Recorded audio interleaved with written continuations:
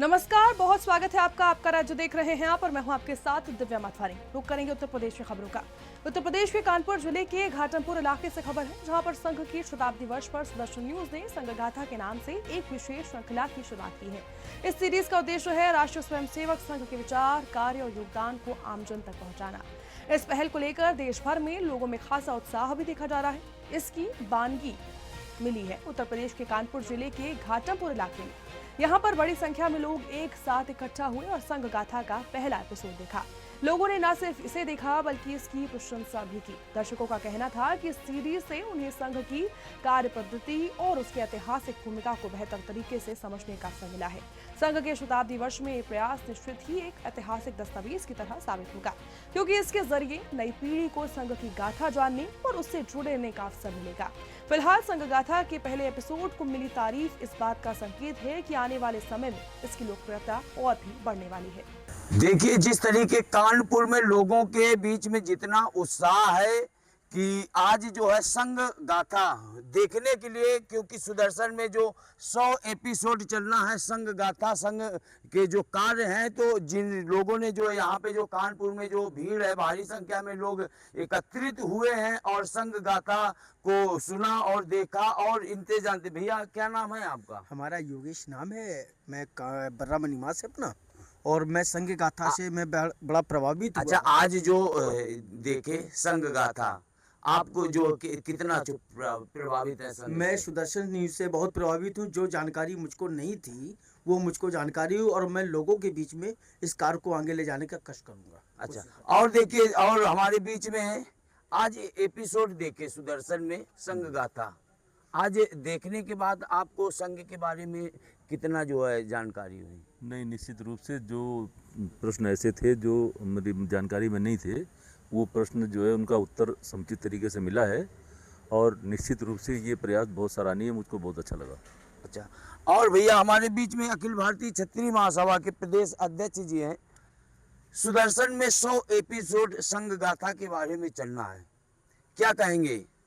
मैं Sudarshan news channel का बहुत ही धन्यवाद प्रकट करता हूं और हमारे चैनल के, सुदर्शन न्यूज़ चैनल के संस्थापक और मुख्य संपादक जी सुरेश जी चौहाड़के जी को मैं बहुत बहुत धन्यवाद देता हूं कि आपका चैनल, आप समय समय पर जब भी कोई ऐसी विषम परिस्थितियां होती हैं, जब देश को जागृत करने का समय आता है, वो चाहे भारतीय संस्कृति के विषय में हो या भारतीय सभ्यता के विषय में हो या हिंदुत्व को जगाने के संबंध में हो, आपका चैनल उसमें बढ़ चढ़कर काम करता है और लोगों को जागृत करने का काम कर रहा है और हमारे भारत देश को हिंदू राष्ट्र बनाने के लिए एक नींव प्रदान करता है। मैं इसके लिए सुदर्शन न्यूज़ चैनल के संस्थापक श्री सुरेश चौहाड़के जी का बहुत बहुत धन्यवाद और आभार प्रकट करता हूं कि आप इस तरह से देश को और अपने समाज, हिंदू समाज को जागृत करने का काम कर रहे हैं। अच्छा, देखिए, जिस तरीके देखा जाए कि जो देखने का जो उत्साह है, हमारे बीच में सनी सेंगर जी हैं। सनी सेंगर जी, जिस तरीके देखा आज एपिसोड देखा आपने, क्या लगा? संघ के बारे में जानकारी क्या हुई? बहुत अच्छा लगा और काफ़ी कुछ सीखने को भी मिला इसमें, किस तरह हिंदुत्व को जो है हम लोग जो है मजबूत जो है राष्ट्र बना रहे हैं और किस तरह हम लोग एक दूसरे के जो है सेवा में जो है लगे हुए हैं। और जो हम लोग उत्साह था, जो हम लोग को जानकारी थी, उससे कहीं कुछ ज़्यादा आज हम लोगों ने एपिसोड देख के काफ़ी जो है ज्ञान आज भी हम लोगों को प्राप्त हुआ। जो चीज़ें नहीं नॉलेज था उसका भी जो नॉलेज मिला, बड़ा अच्छा लगा। जो है, क्या कहेंगे सुदर्शन न्यूज़ के लिए? सुदर्शन न्यूज़ के लिए बहुत बहुत धन्यवाद करेंगे डॉक्टर सुरेश चौहाड़के जी को कि उन्होंने राष्ट्र के हित में, हिंदुत्व के हित में इतना सराहनीय कार्य किया। 100 एपिसोड चलाने का जो कार्य उन्होंने जो प्रण लिया है, उसके लिए भी बहुत बहुत धन्यवाद, बधाई करते हैं उनको हम। और देखिए, जो रात्रि का समय है और जो सुदर्शन न्यूज़ में संघ गाथा का जो एपिसोड चलना है, उसके जो देखने का जो उत्साह है, हमारे बीच में जो बुजुर्ग दादाजी हैं। क्या नाम है आपका? हमारा नाम भोला सिंह। अच्छा, आज संघ गाथा देखे? हाँ, देखे। अच्छा, संघ के बारे में कैसा लगा? संघ बहुत ही अच्छा लगा। हाँ? बहुत अच्छा लगा। बहुत अच्छा लगा संघ का कार्यक्रम अच्छा। देख करके। हाँ। और ये ऐसा होना भी चाहिए, हर चैनल को मतलब इस तरीके का कार्य करना चाहिए जिससे कि हिंदुत्व को बल मिले और हिंदुत्व आगे बढ़े। अच्छा, आज एपिसोड देखे तो संघ के बारे में कितना प्रभावित हुए? संघ के बारे में अच्छी जानकारी मिली हाँ।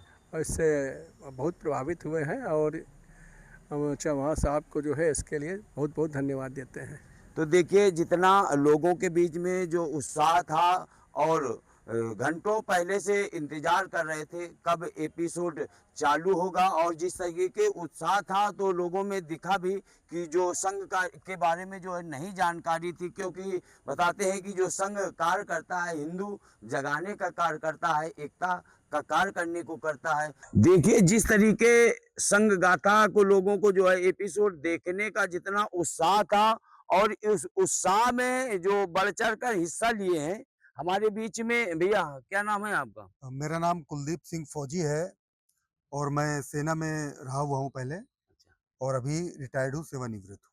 तो देखिए, जिस तरीके संघ के जो कार्य हैं, आप संघ के कार्यों से कितना प्रभावित हैं? देखिए, आज इस सुदर्शन न्यूज चैनल के माध्यम से आप सभी को मैं बताना चाहता हूँ, संघ ने वो काम किया है देश के लिए जो कोई नहीं कर सकता है।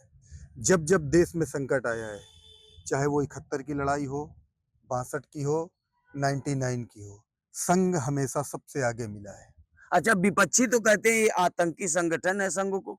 देखिए, जिसको इस देश से प्यार है, जिसके पीछे हिंदुत्व लगा है, जिसको देश से प्यार है, वो तो कभी इस भाषा का प्रयोग करेगा नहीं। जो विदेशी और बाहरी लोग हैं वही इस भाषा का प्रयोग करते हैं इस संगठन के बारे में, जो कि संगठन आरएसएस एक वसुधैव कुटुंबकम की नीति लेके चलता है, तो आतंकी तो नहीं कहा जा सकता है। तो संघ किस तरीके का कार्य करता है? संघ का कार्य है, आप अभी ताजा उदाहरण देख लीजिए, अभी बाढ़ से प्रभावित पूरा देश था, उसमें भी संघ काम कर रहा था। मैं बताने की जरूरत नहीं है, पूरा देश देख रहा था, संघी अपने आप लगे थे। कहीं भी आप जाइए, संघ आपको हर जगह मिलेगा। तो जिस तरीके देखिए बता रहे हैं कि संघ जो कार्य करता है हिंदू जोड़ने का, हिंदू जगाने का कार्य करता है। ये संघ गाथा को देखने के लिए बड़ा लोगों में उत्साह रहा और ये जो एपिसोड चला बड़ा अच्छा। हमारे बीच में एक, क्या नाम है आपका? आदित्य कनौजिया हमारा नाम है। अच्छा, आज ये जो संघ गाथा सुदर्शन में एपिसोड देखे, आज जब देखने के बाद आप संघ से कितना ज्यादा प्रभावित हैं? आज तक मैंने संघ गाथा नहीं देखी थी, सुदर्शन न्यूज में हमने संघ गाथा देखी, उससे मैं बहुत प्रभावित हूँ। और मैं अपने जो दोस्त हैं लोगों को आज मैं लाकर अपने दोस्तों को संघ से जोड़ने का काम करूँगा। अच्छा, तो क्या आप पूर्णतः प्रभावित हैं संघ से? बिल्कुल प्रभावित हूँ, कैसे? बहुत अच्छे से संघ से, और मैं हमेशा संघ से जुड़ने का काम करूँगा। अच्छा, तो देखिए, जितना लोगों में उत्साह है कि हम अब जो जानकारी नहीं थी संघ के बारे में, और अब जानकारी जो सुदर्शन में एपिसोड संघ गाथा चला उससे लोगों को जानकारी हुई, और जिससे जानकारी हुई तो बहुत ज़्यादा प्रभावित हुए और संघ से अपने आप को जोड़ने का और अपने मित्रों को भी जोड़ने का कार्य करेंगे। उत्तर प्रदेश के लखनऊ से खबर है, जहां बार काउंसिल ऑफ उत्तर प्रदेश के सह अध्यक्ष ने अपने 5 वर्ष के कार्यकाल में वकीलों के उत्थान के लिए किए गए कार्यों की उपलब्धियां गिनवाई हैं।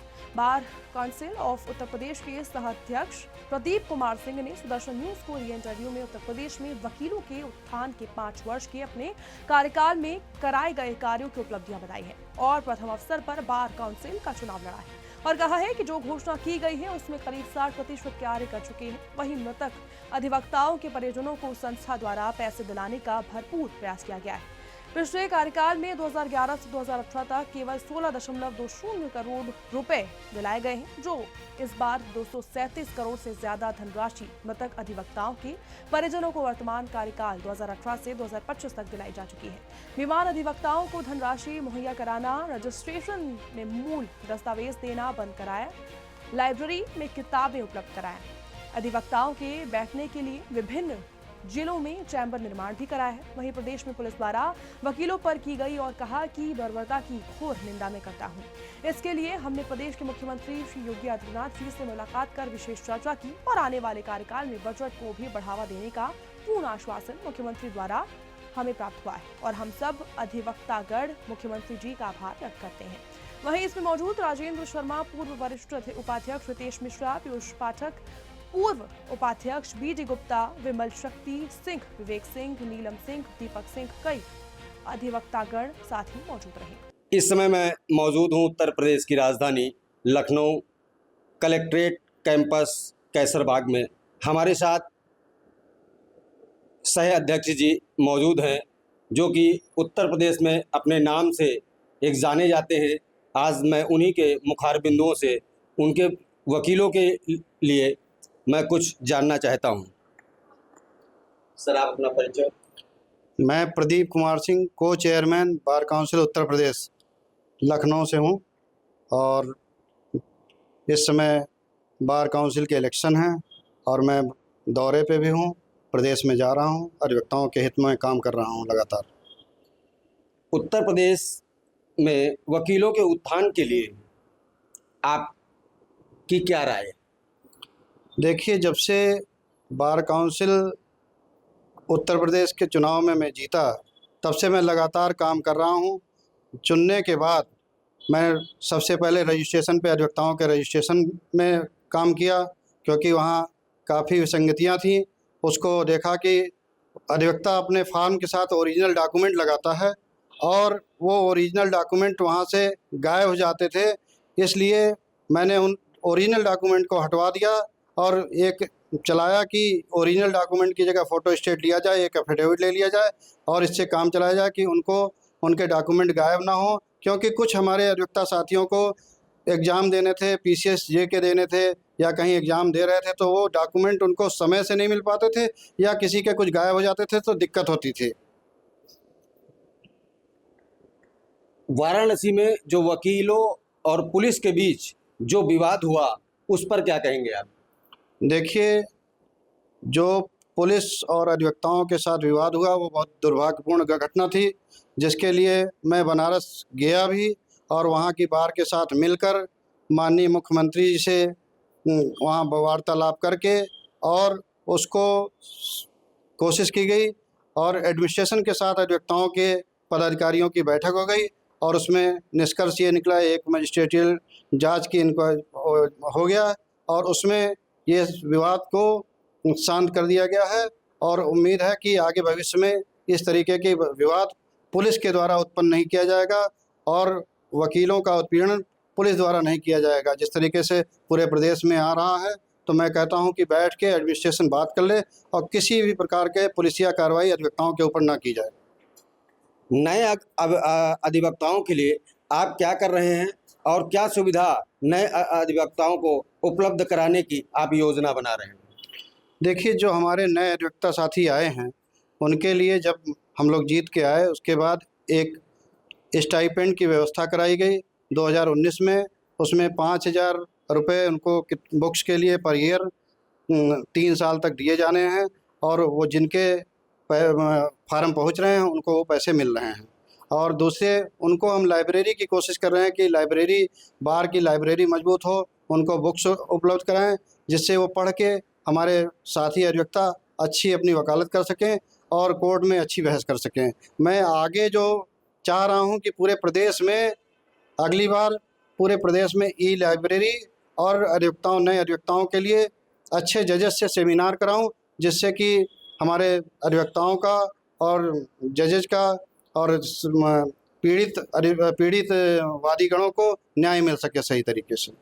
जो अधिवक्ताओं पे जो सुविधाएं हैं जैसे मेडिकल और उनके बैठने की कैबिन्स वगैरह, उसके बारे में क्या कहेंगे आप? देखिए, अधिवक्ताओं के बैठने की व्यवस्था हमारे आते समय बहुत ख़राब थी और हम लोगों ने 5 साल में बहुत काम किया है और करीब करीब 19 ज़िले में हम लोगों ने अधिवक्ताओं के बैठने के लिए चैम्बर की व्यवस्था की है और कहीं 16 करोड़ रुपये गोरखपुर में, लखनऊ में 16 करोड़ रुपये, 5 करोड़ रुपये रायबरेली में, शाहजहाँपुर में 5 करोड़ रुपये, झांसी में 5 करोड़ रुपये, प्रतापगढ़ में। इसी तरीके से करीब करीब 19 ज़िलों में अधिवक्ताओं के बैठने के लिए चैम्बर का निर्माणाधीन है और कुछ जगह का निर्माण हो गया है, पोजीशन भी मिल गया है। इसी प्रकार से 630 करोड़ रुपये अधिवक्ताओं के बैठने के लिए चैम्बर और पार्किंग की व्यवस्था इलाहाबाद हाई कोर्ट में की गई है, जो कि अधिवक्ताओं को दिया जाना है और तैयार हो गया, जिसका कि उद्घाटन चीफ जस्टिस द्वारा किया गया था। और एक चीज़ आपने मेडिकल के लिए कहा, तो जिस समय मैं चुन के आया था उस समय मेडिकल बहुत कम लोगों को मिल रहा था। जो हमारे साथी जो बीमार थे, अधिवक्ता बीमार थे, उनको मैक्सिमम धनराशि 10,000 रुपये दी जाती थी, चाहे वो कैंसर से पीड़ित हो, चाहे किसी प्रकार से पीड़ित हो, तो बहुत कम धनराशि दी जाती थी। उसके बाद हमारी कोशिश से, पहल से हम उस कमेटी में गए तो देखे कि कैंसर से पीड़ित लोग आ रहे हैं, हार्ट अटैक से पीड़ित लोग आ रहे हैं, बहुत सीरियस बीमार लोग भी हमारे अधिवक्ता साथी हैं। तो हमने उनको कोशिश किया और उसके बाद 25,000 और 25,000 से बाद में कोशिश करके 50,000 आज की डेट में धनराशि कर दी गई है। जो हमारे पीड़ित अधिवक्ता साथी हैं, चाहे कैंसर से पीड़ित हैं, चाहे हार्ट अटैक के हैं, उनको 50,000 रुपये बराबर दिए जा रहे हैं बार काउंसिल से। जो अधिवक्ताओं के ऊपर पुलिस अधिवक्ताओं का जो शोषण टाइप का कर रही है, उसके बारे में क्या कहेंगे? इसलिए कि ज़्यादातर जो अभी तक देखा गया है वो पुलिस की कार्यशैली अधिवक्ताओं के लिए क्या कुछ खराब है या पुलिस का रवैया सही नहीं है? क्या कहेंगे आप इसके बारे में? देखिए, जो अधिवक्ताओं से विवाद होता है, वो अधिवक्ता जो आवाज़ उठाता है वो गरीब जनता की उठाता है, गरीब पीड़ित शोषित वंचित लोगों की उठाता है। और पुलिस का रवैया आप जानते ही हैं कि भ्रष्टाचार से लिप्त है, और अधिवक्ता साथी उस गरीब परिवार को न्याय दिलाने के लिए जाते हैं। तो इस तरीके के विवाद होते हैं जिसमें हम लोग अधिवक्ता के साथ हैं और उसकी समय समय पे आवाज़ उठाने की कोशिश करते हैं, और पुलिस के खिलाफ जो भी कार्रवाई होती है वो शासन से करवा के उसको चाहे सस्पेंड कराना हो, ट्रांसफ़र कराने, कई जगह ये सब कार्य किए गए हैं, जिससे कि समाज में सही मैसेज जाता है। तो अधिवक्ताओं की आवाज़ कोई दबा नहीं सकता है, और उसको किसी प्रकार से, क्योंकि वो वंचित व्यक्ति की आवाज़ उठाता है, शोषित पीड़ित समाज में के लोग आते हैं अधिवक्ताओं के पास, तो उनकी आवाज़ उठाता है। वो अधिवक्ताओं की आवाज़ दब नहीं सकती है, क्योंकि वो आवाज़ गरीब व्यक्ति की होती है। अधिवक्ताओं के लिए मुख्यमंत्री जी, उत्तर प्रदेश के मुख्यमंत्री योगी आदित्यनाथ से इस बारे में आपकी क्या कोई बातचीत हुई या कोई मीटिंग हुई? अधिवक्ताओं के लिए और अच्छा से अच्छा करने के लिए कोई प्रस्ताव आपने रखा?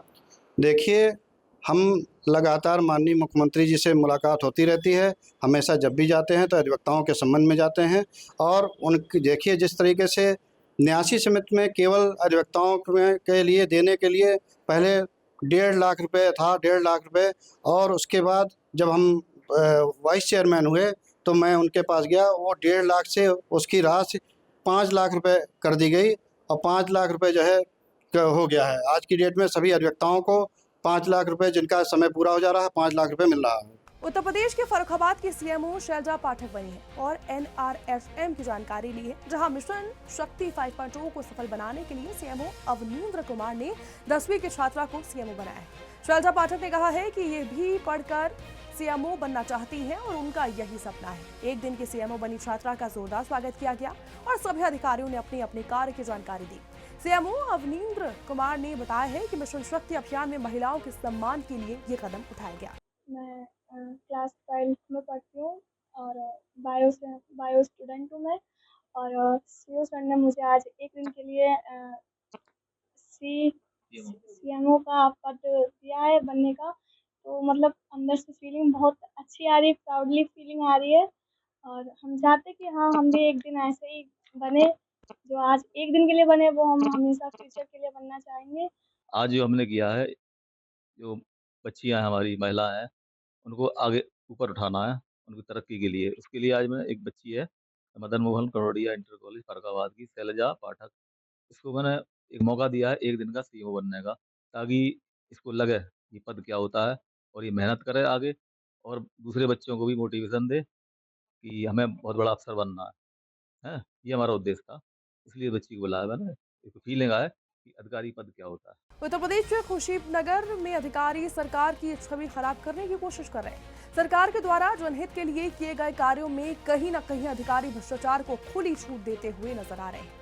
पूरा मामला खुशीनगर के विकासखंड दुधई के ग्रामसभा धर्मपुर पर्वत का है, जहां पर सीसी रोड का निर्माण हुआ था। आरोप के मुताबिक इस सड़क निर्माण में व्यापक स्तर पर भ्रष्टाचार था, जिसको लेकर एक शिकायती पत्र सीडीओ कुशीनगर को दिया गया था और निष्पक्ष जांच की मांग भी की गई थी।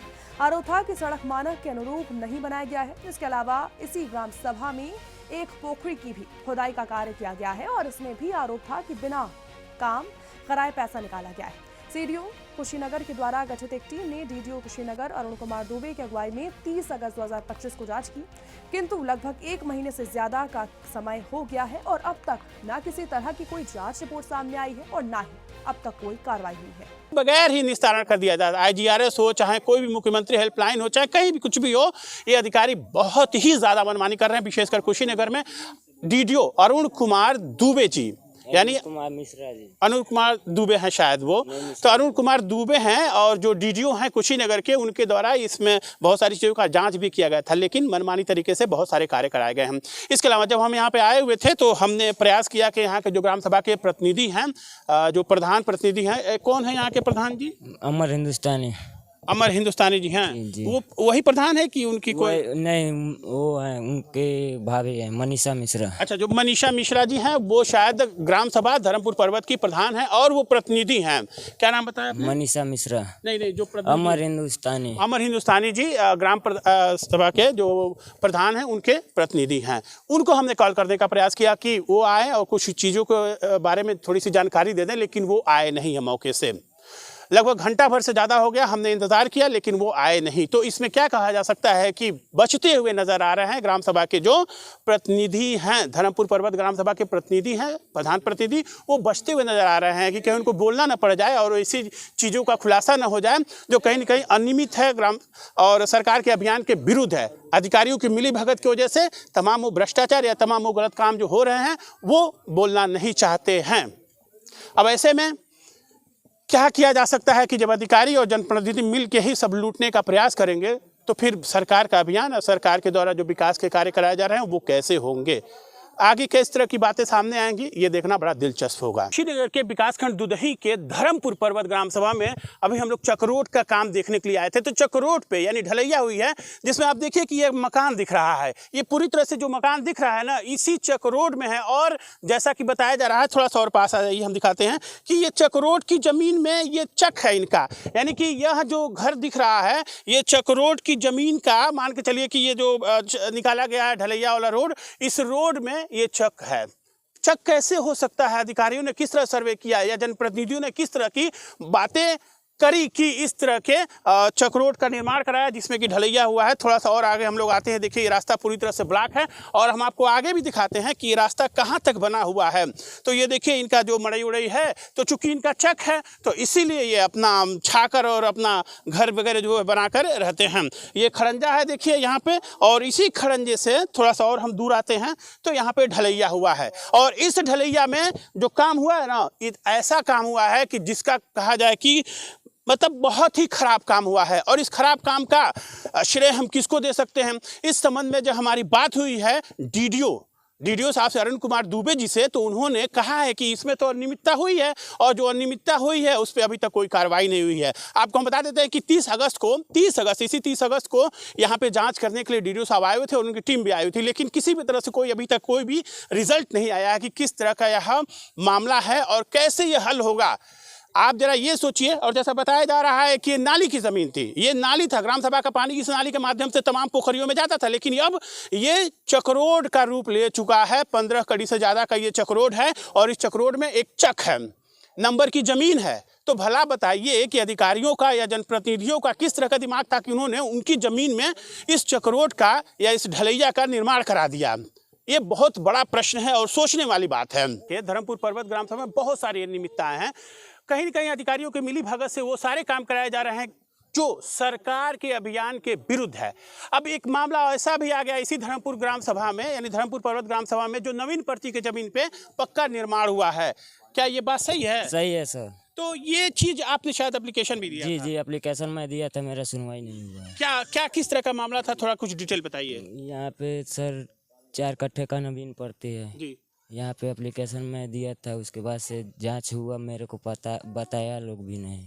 यानी जांच में किस तरह की बातें थी, कौन से मामले गलत थे, कौन सही थे, कुछ भी नहीं बताया गया? कुछ भी नहीं बताया गया। एप्लीकेशन मैं डाला हूँ, एप्लीकेशन के ऊपर मेरा नाम भी है मृत्युंजय कुमार सिंह जी। उसके बाद भी मेरे को ना यहाँ पे बुलाया गया, ना मैं आया, ना देखा। वो लोग अपने लेखपाल और प्रधान मिलकर कर लिया। जिला कुशीनगर के विकास खंड दुदही के धर्मपुर पर्वत में इस समय हम लोग हैं और ग्राम सभा में पोखरी की खुदाई का काम दिखाया गया है। देखिए हमारे बगल में जितने ईंटें पड़े हैं ना, ये ईंट बताते हैं और ये अगल बगल पोखरी के देखिए चारों तरफ से झाड़ झंखार पड़ा हुआ है और इस पोखरी में कहीं भी खुदाई या कहीं भी सफाई का कोई भी स्थान नजर नहीं आता है। तो इस बात से हम लोग समझ सकते हैं कि कहीं न कहीं इसमें भ्रष्टाचार हुआ है और सिर्फ पैसा निकाला गया है। किसी भी तरह का कोई काम इस धर्मपुर पर्वत ग्राम सभा में इस पोखरी में कम से कम छठ घाट की पोखरी में तो नहीं ही कराया गया है, ऐसा लगता है। संतुष्ट नहीं हूँ। यानी आप असंतुष्ट है ना, इस रोड में तो काम खराब हुआ है? जी जी जी जी। क्या नाम पड़ेगा आपका? मृत्युंजय कुमार सिंह। इसी ग्राम सभा के वासी? ग्राम सभा धर्मपुर पर्वत कुशीनगर। जी देखिए, शुक्रिया सर। तो जैसे कहने का ये मतलब है कि ये शिकायतकर्ता थे और शिकायतकर्ता अभी इस समय असंतुष्ट हैं ग्राम सभा के इस कार्य से। अब ये कहना गलत नहीं होगा कि जो काम कराए हैं जिन लोगों ने, उन लोगों ने किस तरह का कार्य कराया, चाहे वो जनप्रतिनिधि हो, चाहे अधिकारी हो, चाहे कोई भी व्यक्ति हो। इस रोड को कहा जाए तो एक ऐसे ही फेंक दिया है कि मतलब चलो रोड बन गया। इसका मतलब क्या है, आखिर क्या है? इसके बारे में हम आपको और थोड़ा सा बताते हैं कि जब डीडीओ साहब से इस संबंध में बात करने का प्रयास किया गया तो उन्होंने कहा कि हाँ, ग्राम सभा में यानी कि धर्मपुर पर्वत ग्राम सभा में जो काम हुआ है, जो ये ढलैया का काम हुआ है, वह अनियमित है और इस पे कार्रवाई होगी। लेकिन 30 अगस्त को ये जब जांच करने के लिए आए थे, 1 महीना हो गया, अभी तक कोई भी रिपोर्ट बाहर नहीं आई है। सरकार की तरफ से या कई अधिकारियों की तरफ से किसी भी तरह का कोई जनप्रतिनिधि यहाँ पे या किसी भी तरह का कोई अधिकारी आकर यहाँ पे अब आगे क्या करना है कोई बताने के लिए तैयार नहीं है। जिन्होंने शिकायत किया था मृत्युंजय जी ने, इनको भी कोई जानकारी अभी है नहीं। तो ये कहा जा सकता है कि अधिकारी कहीं न कहीं प्रायोजित है। प्रायोजित का मतलब ये है कि कहीं न कहीं उन्होंने पैसे खाए होंगे या फिर उनके ऊपर कोई दबाव होगा। तो अगर वो पैसे खाएं या दबाव है या किसी तरह से वो अपना मनमानी कर रहे हैं, तो सरकार के अभियान को बट्टा लगाने का काम कर रहे हैं और अधिकारियों को इसकी सजा मिलनी चाहिए। सरकार ये सोचती है कि ग्राम सभाओं में जो काम करा रहे हैं उससे उनकी वाहवाही होगी। सरकार का अभियान होता है कि आम आदमी को फायदा देकर आम आदमियों के लाभ के लिए काम करे, लेकिन सरकार के उन कार्यों का, उन योजनाओं का बट्टा लगाने का ऐसा अधिकारी काम करते हैं। तो हम आपको बता दें कि जिला कुशीनगर के जो डीडीओ हैं अरुण कुमार दुबे जी, इनके माध्यम से यहाँ जाँच किया गया था और बताया भी गया था। हमने जब उनसे बात करी थी तो उन्होंने बताया था कि काम खराब हुआ है, गलत हुआ है, लेकिन 1 महीने बाद भी अभी तक कहीं कुछ ठिकाना नहीं है कि होगा क्या। देखना होगा कि खबर चलने के बाद किस तरह की कार्रवाई होती है डीडीओ अरुण कुमार दुबे पे, जिन्होंने इस तरह का प्रस्ताव का काम किया है और सरकार के अभियान को कहीं न कहीं बदनाम करने का काम किया है। अनिल कुमार जायसवाल, सुदर्शन न्यूज के लिए कुशीनगर से। उत्तर प्रदेश के फर्रुखाबाद में सन क्लासेस लाइब्रेरी में हुए भीषण विस्फोट में दरोगा के बेटे सहित 2 की मौत हुई है और दर्जनों लोग घायल हुए हैं। ये विस्फोट बेसमेंट में बने सेफ्टी टैंक में मीथेन गैस बनने से हुआ है। बता दें हादसा सीसीटीवी में भी कैद हुआ है। वहीं डीएम और एसपी ने मौके का निरीक्षण कर 3 सदस्यीय जांच टीम गठित की है। गंभीर घायलों को इलाज के लिए लोहिया अस्पताल भी भेजा गया है। वहीं मृतकों में आकाश सक्सेना व आकाश कश्यप शामिल है। फॉरेंसिक टीम ने सैंपल लिए हैं और अभी जांच जारी है। के बाद जो विस्फोट हुआ, किस तरह का विस्फोट है, क्या जांच निकल कर आया? और देखिए, अब तक के जांच में ये तथ्य सामने आए हैं कि कोचिंग का जो बेसमेंट है वहाँ पे सेप्टिक टैंक था। सेप्टिक टैंक में संभवतः जो है मीथेन गैस बहुत ज़्यादा मात्रा में हो गया था और वहीं पे एक स्विच बोर्ड भी था। तो वो स्पार्क को अगर वहाँ पे कुछ हुआ होगा तो जिसकी वजह से ये पूरी घटना हुई है और यहाँ पे ब्लास्ट हुआ। कितने लोगों की मौत हुई, कितने घायल हैं? देखिए, अभी 5 घायल है, इसमें से एक को हायर सेंटर रेफर कर दिया गया है और इसके अलावा 2 लोग हैं, उनकी मृत्यु हो गई है। उत्तर प्रदेश के वाराणसी के मदनपुरा स्थित हनुमान मंदिर में पुजारी को हनुमान चालीसा बजाने पर धमकी देने का वीडियो वायरल हुआ है। वीडियो में एक युवक पुजारी को धर्मकाता दिखा है और ऐसे में पुलिस ने आरोपी को तुरंत गिरफ्तार कर लिया है।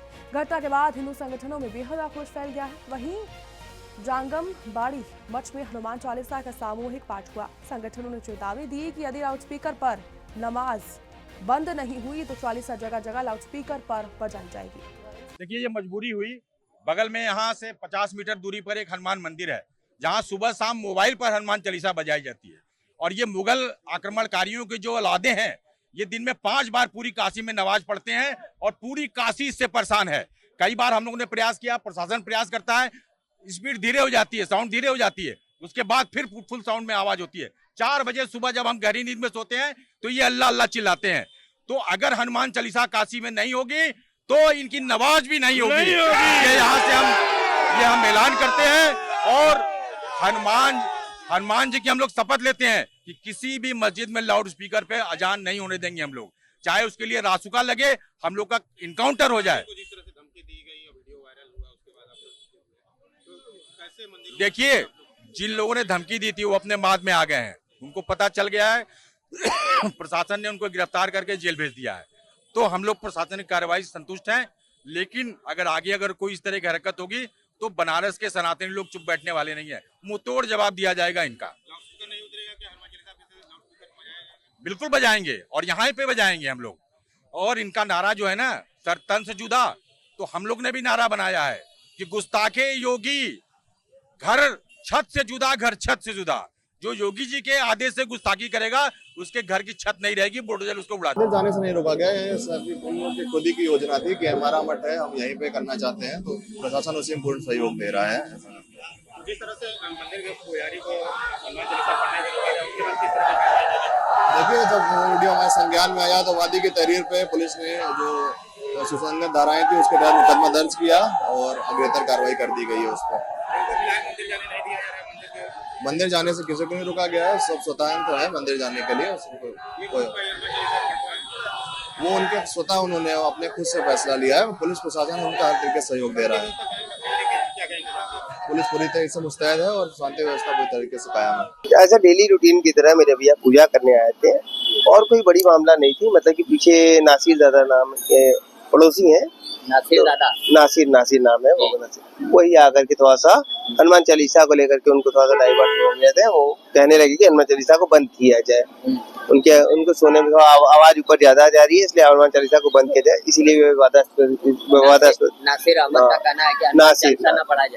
हनुमान चालीसा को बंद करने के लिए उन्होंने कहा। अचानक से तेज आवाज को धीमी करने के बंद करने के वजह से उन्होंने कहा और विवाद क्रिएट हो गया और कोई ज्यादा दिक्कत नहीं हुई है, नॉर्मल सारी चीजें। भैया का क्या नाम रहा है? मेरे भैया का नाम संजय कुमार प्रजापति। संजय कुमार प्रजापति जी। तो भैया यहाँ के पुजारी हैं?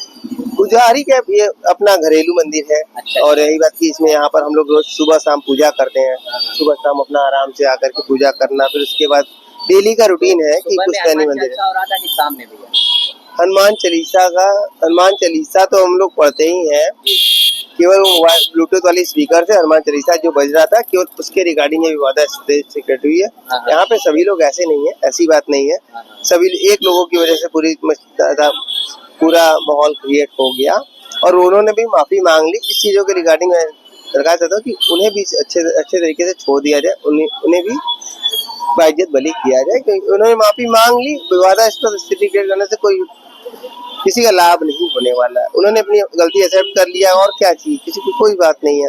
हाँ, बस उनकी गलती ये थी कि उन्होंने आकर के हनुमान चालीसा के विपक्ष में बंद करने को कहा और उन्होंने इस गलती को एक्सेप्ट किया। मैं इस बात से टोटली सहमत हूँ और कहना चाहता हूँ कि उन्हें भी जल्दी से जल्दी रिहा करके उन्हें नासिर खान उन्होंने जब अपनी गलती एक्सेप्ट कर ली तो मैं चाहता हूँ कि उन्हें छोड़ दिया जाए। कोई विशेष मामला नहीं था, बस पूजा चल रहा था। वो स्पीकर की आवाज के बाद में हुआ कि तेज सोने में दिक्कत होता होगा, तो उन्होंने कहा और उसके बाद जो विवाद बड़ा आप लोग के सामने ही है, न्यूज के रूप में आया। क्या कह रहे थे? क्या वो बस लाउड स्पीकर को धीमा करने को कह रहे थे, जो हनुमान चालीसा का। हाँ, और छोटे स्पीकर में बज रहा था, तेज उतना नहीं बज रहा था, विशेष कोई वो नहीं। हाँ, विशेष। उत्तर प्रदेश के मथुरा में मिशन शक्ति 5.0 के तहत रन फॉर एनवायरमेंट महिला मैराथन का आयोजन हुआ है। ऐसे में एसपी सुरेश कुमार रावत ने दौड़ को हरी झंडी दिखाई है। मैराथन में छात्राओं और महिला पुलिसकर्मियों ने हिस्सा लिया है।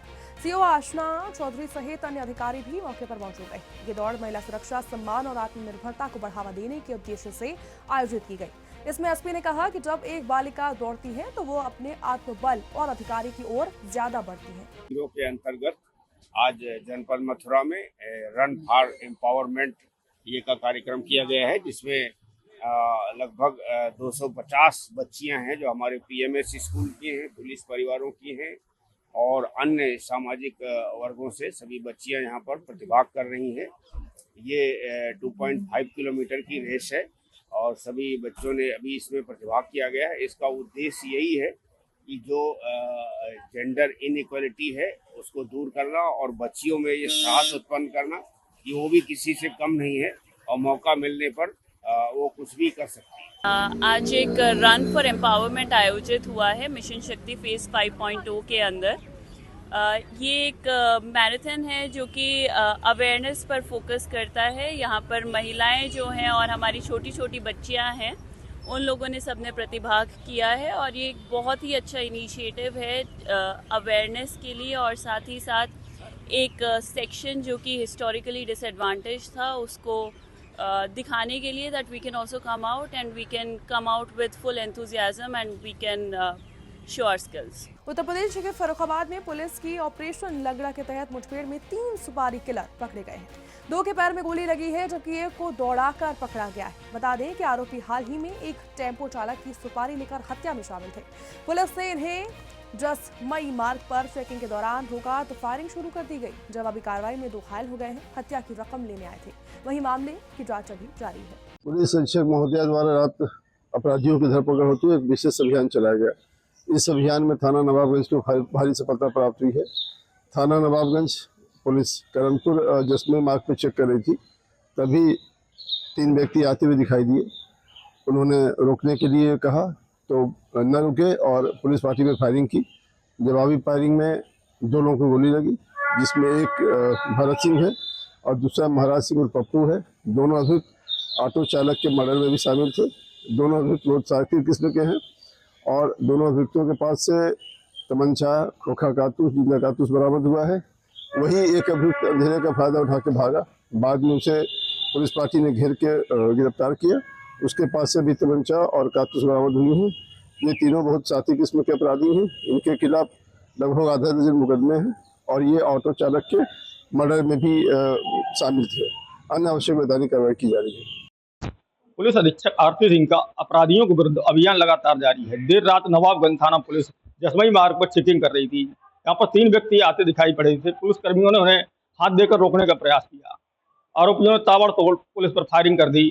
जवाबी फायरिंग में 2 आरोपी घायल हुए हैं। पुलिस ने जब उनसे पूछा कि पता चला कि एक टेम्पो चालक की हत्या कर फरार चल रहे थे। दोनों हत्या उन्होंने टेम्पो चालक की भाड़े पर हत्या का ठेका लिया हुआ था। दोनों सुपारी किलर को पुलिस ने मुठभेड़ में गिरफ्तार किया है।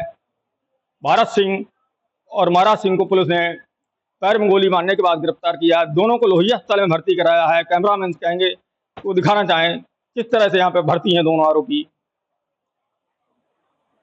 दोनों सुपारी किलर हत्या की दी गई रकम को लेने के लिए आए हुए थे। जिस समय पुलिस चेकिंग कर रही थी उसी समय दोनों की पुलिस से मुठभेड़ हुई है। आरोपियों ने सर्विस से टेम्पो चालक की हत्या के लिए 50,000 रुपये की मांग की थी, जिन पैसों को लेने के लिए आरोपी फर्रुखाबाद जनपद भोगांव अलीगंज से आए हुए थे, जहां पर पुलिस के साथ हुई मुठभेड़ में दोनों आरोपियों को गिरफ्तार किया गया है। तीसरा साथी जिसने भागने का प्रयास किया था, पुलिस ने उसे भी दबोच लिया है। सुदर्शन न्यूज से फर्रुखाबाद से ऋषि सेंगर। उत्तर प्रदेश के गाजियाबाद की वंदना जोशी ने मोदीनगर स्थित BR फार्म हाउस के ठेकेदार पर उन्हें और मेहमानों को बंधक बनाने का आरोप लगाया। ऐसे में डांडिया कार्यक्रम के दौरान किराया बढ़ा, विरोध पर गाली गलौज और कमरे में बंद कर दिया गया। ऐसे में फार्म हाउस पर जुआ, वेश्यावृत्ति के आरोप पहले भी लग चुके हैं। पीड़िता ने मुख्यमंत्री को पत्र लिखकर जांच और सुरक्षा की मांग की है। 21 तारीख को मैंने BR फार्म हाउस बुक किया था एक गरबा डांडिया नाइट प्रोग्राम के लिए और इस टाइम तो उन्होंने मेरे बात 60,000 में हुई, लेकिन जैसे दिन नजदीक आते रहे तो उन्होंने 20,000 बढ़ा के 80,000 कर दिया। फिर भी मैंने कहा चलो अब मैं इस तरीके से वही मेरा सब जगह से ये फैल गया था मेरा प्रोग्राम, तो मैं दूसरा मैनेज होम भी नहीं कर सकती थी, मेरी मजबूरी थी, मेरे को 80 ही देने पड़े। और उसके बाद भी क्या नाम है इन्होंने मेरे जितने भी होते क्या नाम है जनरेटर वगैरह सब बंद कर दिए। शाम के टाइम 7 बजे से तो इन्होंने लाइटें ही नहीं चलाई, जबकि मेरे पे काफियों के फोन आए कि मैडम यहाँ तो लाइटें ही नहीं जल रही हैं, अंधेरा हो रहा है। जब जाके मैंने उनको कॉल करी तो इनसे कॉल करने के बाद इन्होंने जनरेटर को भी कुछ नहीं कहा। इन्होंने कहा मैडम आप मेरे साथ चलिए। ये मुझे कमरे में ले गए। कमरे में जाने के बाद इन्होंने मुझे कमरे में बंधक बना के रखा। 4 घंटे में उस कमरे में रही, ना ही तो मैं किसी से वहां से मुलाकात हो पाई मेरी और ना ही मैं मिल पाई किसी से। और जितने भी मेरे आए हुए मेहमान थे इन्होंने उनको भी बंधक बना लिया। बनाने के बाद इन्होंने मेरे जितने भी मेहमान आए थे, कुछ मेहमान जो मेरे रह गए थे बाकी के, उनको इन्होंने बंधक बना लिया। दोनों तरफ से इन्होंने गेट के ताले लगा दिए। उत्तर प्रदेश के संभल के हातिम सराय में भूमाफिया ने 8 बीघा तालाब की जमीन पर अवैध प्लांटिंग कर 80 मकान बनाए दिए हैं। ऐसे में प्रशासन ने 40 मकानों को नोटिस भी जारी किए हैं। तहसीलदार ने स्पष्ट किया है कि टैक्स भरने से जमीन वैध नहीं हो जाती। 15 दिन में कब्जा खाली न करने पर बुलडोजर जलाया जाएगा। हाईकोर्ट के आदेश अनुसार तालाब की जमीन पर कोई सुनवाई नहीं होगी, सीधी कार्रवाई की जाएगी। ये अचानक से इसमें लिखा है कि अवैध कब्जा किया है हमने, लेकिन हमने ये ज़मीन खरीदी थी और मकान बनाया था अपना। सभी लोगों ने यहाँ मकान बनाए हैं अपने। कितने साल से आप रह रहे हैं? हमें लगभग यहाँ पर 7-8 साल हो गए रहते हुए। मकान आपने खरीदा था? जी, हमने ज़मीन खरीदी थी, मकान बनाया था। हाँ। तो अब नोटिस किस चीज़ का दिया गया आपको? ये कह रहे हैं कि अवैध कब्जा किया गया है, यहाँ तालाब था। अच्छा। इसका ही नोटिस है। जबकि अगर तालाब था तो फिर गवर्नमेंट ने यहाँ पर ये सरकारी सड़क क्यों डाली है और क्यों यहाँ पर लाइन पास हुई है बिजली की, इसका भी जवाब दिया जाए। और यहाँ पर वाटर लाइन भी है, सब कुछ है, हाउस टैक्स भी जाता है, बिजली का बिल भी जाता है। तो गवर्नमेंट क्यों किस बात के ले रही है? उसको पहले नहीं दिखा ये सब कुछ कि ये मकान बनने की अनुमति मिली हमें, और फिर क्यों बिजली की लाइन डालेगी यहाँ पर? अगर ये गवर्नमेंट की जगह है तो जब उसको पता है अवैध कब्जा किया गया है तो यहाँ पर लाइन क्यों डाली, क्यों यहाँ पर रोड डाले गए हैं? कितने दिन का समय दिया गया आपको? इसमें समय तो मुझे अभी मैंने ठीक से पढ़ा नहीं है इसको, समय लिख नहीं रहा है इसमें, लेकिन इसमें जो दिनांक डल रही है वो 30/9 की डल रही है, 30 सितंबर की 2025। जो तालाब की भूमि है उस पर प्लॉटिंग करके अवैध मकान बना लिए गए हैं, उन्हीं को नोटिस दी गई है। किस तरह से नोटिस दिया गया है? कितना समय इन लोगों को दिया गया है? 15 दिन का समय दिया गया है कि इस तालाब की भूमि पर किसकी अनुमति से आप लोगों ने मकान बनाया है। जैसी कि सूचना है कि कुछ भूमाफियाओं ने इस तरह की प्लॉटिंग करके ज़मीन को बेच करके और ऐसे गरीब लोगों को ठगा है। कितने लोगों को भी नोटिस दिए गए हैं और नोटिस का जवाब नहीं देते हैं तो किस तरह की कार्रवाई की जाएगी? स्वाभाविक है, तालाब की भूमि पर कब्जा आप नहीं कर सकते और तालाब की भूमि को कब्जा मुक्त कराया जाएगा। तो मकान खाली नहीं करेंगे, तोड़ेंगे? बिल्कुल बिल्कुल। कितने लोगों के खिलाफ को नोटिस दिए गए हैं? कितने मकान होंगे? अभी 40-45 लोगों को नोटिस दिए गए हैं, बाकी अभी और भी नोटिस दी जानी है। अभी उसमें टाइम लगेगा 2-4 दिन, उसके बाद आपको सही सूचना दे दी जाएगी। लगभग कितने ऐसे मकान होंगे? लगभग 80 मकान हैं। इन लोगों का ये कहना है कि हम लोग हाउस टैक्स देते हैं, बिजली टैक्स भी देते हैं और सड़क भी नगर पालिका के द्वारा करवाई गई है, हमने प्रकार बनाए में भी कराए हैं। अगर हम लोगों ने इतने सब चीज सरकार को दे रहे हैं, टैक्स दे रहे हैं, तो फिर हमारे खिलाफ कार्रवाई क्यों होगी? तालाब की जमीन पर इन्होंने मकान कैसे बनाए? बहुत कुछ ऐसा भी हो सकता है कि कुछ भूमाफियाओं ने इनको भ्रम में रख करके इनको बैनामा कर दिया हो, लेकिन तालाब की भूमि को कोई बैनामा नहीं कर सकता। और इस संबंध में माननीय उच्च न्यायालय और उच्चतम न्यायालय सदैव ये कहते रहे हैं कि तालाब की भूमि पर किसी भी प्रकार का यदि अवैध कब्जा पाया जाता है तो उसको 1952 की स्थिति में रजिस्ट्रेट किया जाए। इसमें इनकी सुनवाई करने की भी कोई आवश्यकता नहीं है। उत्तर प्रदेश के सोनभद्र के रॉबर्टगंज में दीपनगर की सड़कों पर बने गहरे गड्ढों से लगातार घटनाएं हो रही हैं। ऐसे में बारिश के चलते पानी भरने से लोग गड्ढे में गिरकर घायल होते जा रहे हैं। नगर पालिका को कई बार शिकायत की गई लेकिन समाधान नहीं हुआ, सिर्फ पट्टियां डालकर काम चला दिया गया है। ऐसे में 9वीं पर सुदर्शन न्यूज की टीम भी हादसे का शिकार हुई है। नागरिकों ने स्थायी समाधान की मांग की है। भाई साहब, इसकी सूचना कई विगत ये 2 या 3 साल से ये गड्ढा बड़ा रूप ले लिया है। इसमें अगर कोई बच्चा छोटा गिर जाए तो शायद बच नहीं पाएगा। और कई बार ऐसा हादसा हुआ है कि मोटरसाइकिल से, अभी 2-3 दिन पहले एक हादसा हुआ कि एक मोटरसाइकिल से एक लेडीज बैठी हुई आई और उसमें मोटरसाइकिल फंसी, लेडीज गिर गई और पूरा पानी में वो डूब गई जो है, उसमें उसको बचा के निकाला गया। कई बार सूचना देने के बावजूद इस पर कोई संज्ञान नहीं, कुछ नहीं, ऐसे ही गड्ढा बना हुआ है, कोई देखने वाला नहीं। चलने वाले डूब जाते हैं पानी भरने। अगर हम तो ये कह रहे हैं कि अगर इसको नहीं देख सकते तो इसको ढकवा के बंद करा दें पूरा, या तोड़वा के नालिये बना दें ताकि सब लोग देखें, पता तो चले कि हाँ यहाँ है गड्ढा। ये पता पानी भरने के बाद ये गड्ढा पता नहीं चलता। इसमें कोई भी बच्चा अगर कभी गिर के हो सकता है कि बड़ा रूप ले ले, हादसा हो जाए। हमने 10 क्षेत्र में तो कंप्लेन किया था, तो वहाँ से कंप्लेन आया, तो एक दिन आया तो वो ये पट्टियाँ रखे चले गए। फिर आए दिन इसने पट्टियाँ टूट गया और आए दिन गाड़ी वाले गिर रहे हैं, मोटरसाइकिल वाले गिर रहे हैं, किसी का पैर टूट रहा है, किसी का हाथ टूट रहा है, किसी को चोटी ले जा रहे हैं। आए दिन देवी कोई ना कोई घातक हो रहा है। तो कोई सुनवाई अब तक नहीं है। ईओ साहब क्या बोल रहे हैं इसके लिए? कुछ बोले थे आप लोग ईओ साहब से? नहीं, ये सब नहीं आए थे, नगर पालिका से लोग आए थे, तो बोले कि हो गया कंप्लेन, अब आपको वापस ले लीजिए, उसके बाद कोई सुनवाई नहीं। जनपद सोनभद्र के सोनभद्र राबर्ट्सगंज नगर पालिका के अंदर हम लोग दीपनगर में भी हैं यहाँ पे, और दीपनगर में तो कह रहा हूँ दिखाऊंगा एक गड्ढे दिखाएंगे। ये जो गड्ढा है, एक गड्ढा पूरा टूटा हुआ है, और जब बारिश होती है तब बारिश में इस गली में, जो आप गली आपको अभी सूखी दिख रही है, 3 से 4 फुट तक पानी इसमें भर जाता है। और यही हाल अभी जो 9वीं और 10वीं की जो बारिश हुई थी उसमें भी यहाँ पे यही हाल था। और वैसी स्थिति में जो इधर से गाड़ियां जाती हैं वो गाड़ी इसी गड्ढे में आके गिर जाती है, गाड़ियां फंस जाती हैं। इनफैक्ट 10वीं के दिन हमारी गाड़ी भी इसमें आके फंस गई थी। यहाँ के जो निवासी हैं लगातार नगर पालिका से इसकी कंप्लेन कर रहे हैं, लेकिन कंप्लेन होता नहीं है, पट्टे लगाते हैं, चले जाते हैं। क्या एक किसी बड़ी दुर्घटना का इंतजार कर रहे हैं नगर पालिका? तो हमारे साथ यहाँ पे कुछ लोग बने हैं, थोड़ा उनसे बात करते हैं। क्या नाम है भाई साहब? संजय कुमार। संजय जी, एक कितने साल से यहाँ पे इस तरह का हालत बना हुआ है?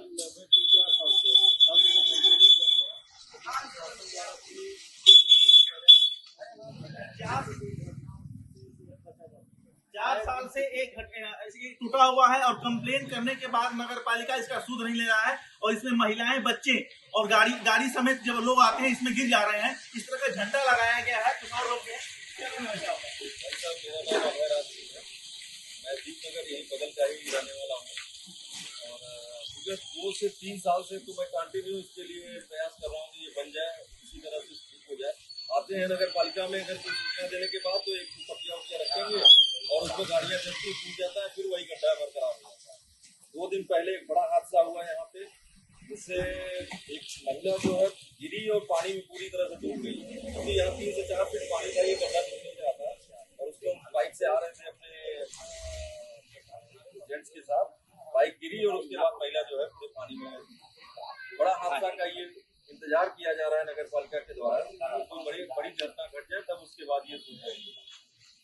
लगातार ग्रामीणों के द्वारा, यहाँ के निवासियों के द्वारा कंप्लेन किया जा रहा है। कंप्लेन के बावजूद भी नगर पालिका कुंभकर्णी नींद से सोया हुआ है। क्या किसी बड़ी दुर्घटना के बाद में उसकी उम्मीद टूटेगी, या फिर उसके लिखा पत्र होगा? मैं यहाँ के जो प्रशासन है, साहब से अपील करूंगा कि इस तरह से लगातार जो आप भ्रमण कर लीजिए, एक बार शहर का नगर पालिका का भ्रमण कर लीजिए। इस तरह से अधिक गलियों में गड्ढे हैं जहाँ पे लोगों की दुर्घटना का शिकार हो रहे हैं, किसी का हाथ पैर टूट रहा है, किसी का कुछ हो रहा है, और इस तरह की जो घटनाएं घटती है इसका जिम्मेदार यहाँ के ईओ और यहाँ के जो नगर पालिका अध्यक्ष है वो सदा वही है, उनके ऊपर कार्रवाई हो। अगर इस तरह की घटनाओं को पे अगर वो संज्ञान नहीं लेते हैं तो उनके ऊपर कार्रवाई हो। कैमरामैन पर्सन के साथ राजेश सिंह, दूरदर्शन न्यूज़ सोनभद्र। उत्तर प्रदेश के फिरोजाबाद में 50,000 के इनामी शातिर लुटेरा नरेश एनकाउंटर में ढेर हो गया है। बता दें कि लूट केस में पकड़े गए लुटेरे के पास से 1 करोड़ की नकदी, आईफोन, बाइक और हथियार भी बरामद किए गए। वहीं पुलिस पूछताछ में नरेश ने छुपाए गए पैसों की जानकारी दी, लेकिन मौके पाकर फरार हो गया। वो पुनः मुठभेड़ में घायल होने के बाद अस्पताल में उसकी मौत हो गई। वहाँ एसएचओ घायल हुए हैं और एसपी जैकेट में गोली लगी है। लूट की घटना में कुल 6 अपराधी गिरफ्तार हुए थे, जिनके पास से 1 करोड़ रुपयों से ज़्यादा कैश, 1 मोबाइल फ़ोन तथा नाजायज असलहे भी बरामद किए गए थे। पुलिस टीम द्वारा सभी को गिरफ्तार करके पूछताछ की जा रही थी, ठोस साक्ष्य संकलन किया जा रहा था, परंतु जो जीके एक्सचेंज कंपनी के प्रतिनिधित्व करने वाले लोग थे, उनके द्वारा जो लूटी गई संपत्ति है उसको काफ़ी ज़्यादा बताया गया था।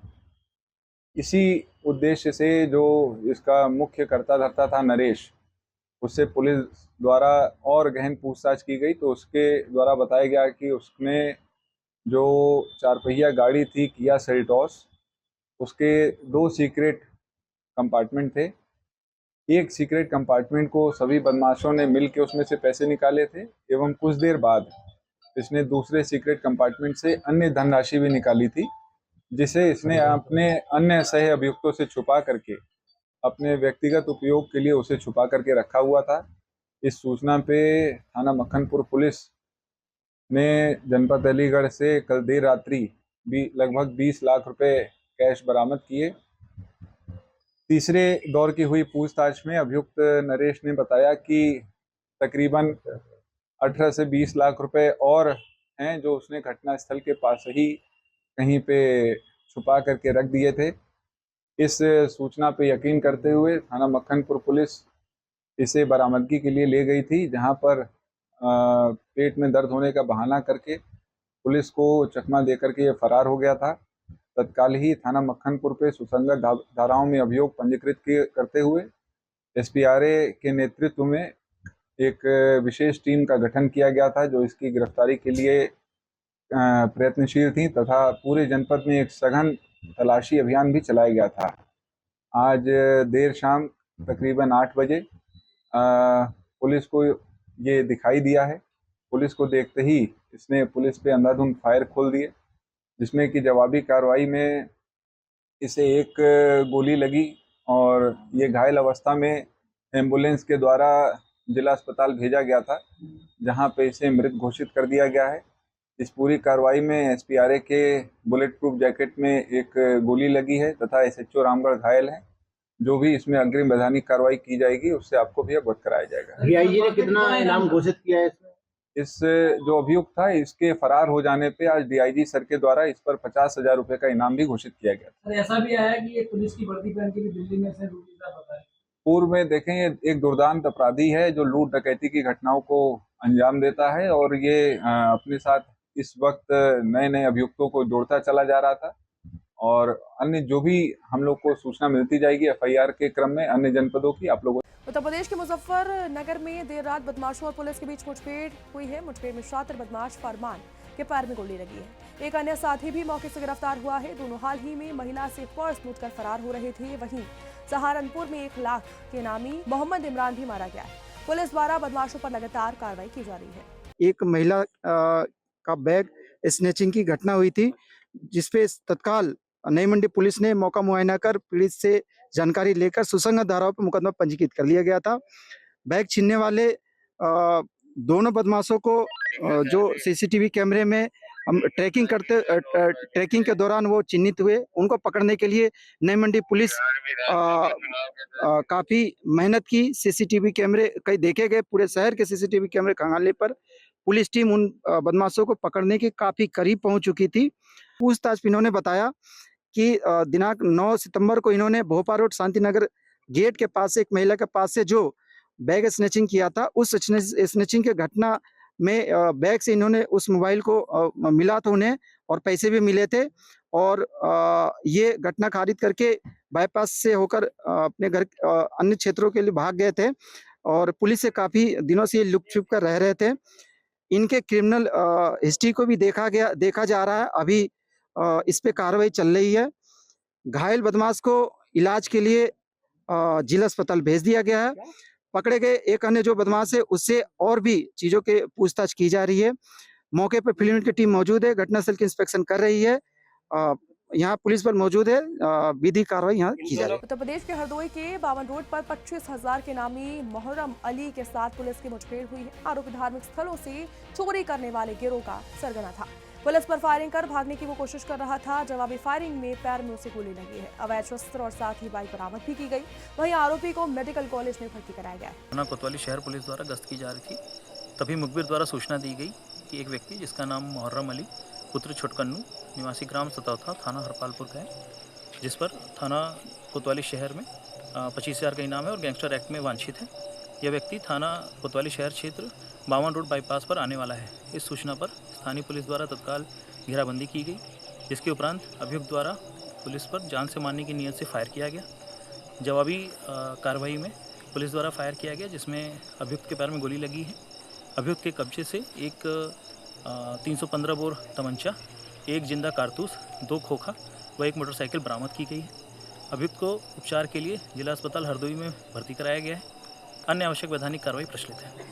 उत्तर प्रदेश के वाराणसी में सीएम योगी आदित्यनाथ वाराणसी दौरे पर श्री अन्नपूर्णा ऋषिकुल ब्रह्माचार्यश्रम संस्कृत महाविश्वविद्यालय पहुंचे, जहां उनका शंखनाद से स्वागत हुआ है। ऐसे में सीएम ने 250 महिलाओं को सिलाई मशीन, प्रमाण पत्र और टैब वितरित किए हैं। मंच पर मंत्री रविंद्र जायसवाल, महंत शंकरपुरी और अन्य विधायक मौजूद रहे। ये दौरा महिला सशक्तिकरण को समर्पित रहा। मध्य प्रदेश के इंदौर में 3 दिवसीय महाराष्ट्रीयन जत्रा सांस्कृतिक महोत्सव का आयोजन हुआ है। इसमें महाराष्ट्र की लोक संस्कृति, भोजन, नृत्य और साथ ही खेलों की प्रस्तुति ने दर्शकों का मन मोहा है। हजारों लोगों ने इसमें भाग लिया है। यहाँ पे ठेचा, पूर्णपोली, साथ ही लावड़ी, शिम्मा जैसे कार्यक्रमों से माहौल जीवंत रहा। आयोजन का उद्देश्य महाराष्ट्र की परंपरा को मध्य प्रदेश में जीवंत रखना था। मध्य प्रदेश के बुरहानपुर में संघ की पहली शाखा की स्थापना को 88 साल पूरे होने पर ऐतिहासिक पथ संचालन निकाला गया। ऐसे में 1937 में डॉक्टर हेडगेवार द्वारा शुरू की गई शाखा अब राष्ट्र निर्माण का अभियान बन चुकी है। हजारों स्वयंसेवकों ने अनुशासन और एकता का परिचय दिया है। पुष्प वर्षा और भारत माता की जय के नारों के बीच पूरा शहर देशभक्ति में रंगा नजर आया। और फिलहाल आपका राज्य में बस इतना ही। देश दुनिया की तमाम खबरों के लिए देखते रहिए सुदर्शन न्यूज। जय हिंद।